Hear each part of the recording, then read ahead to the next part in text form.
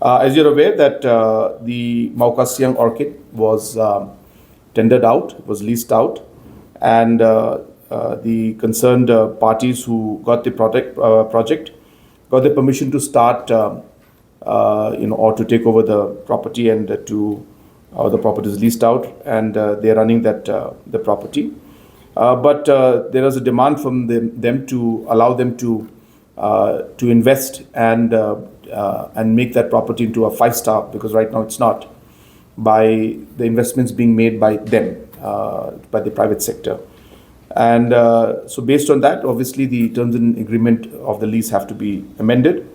So this came to the cabinet today, and we have decided to amend it based on the similar clauses which have been given to other 5-star hotels developments, which is basically that they have to put a deposit of 5 crores, one-time deposit, and also 4% of the overall turnover has to be given to the government of Meghalaya, the MTDC.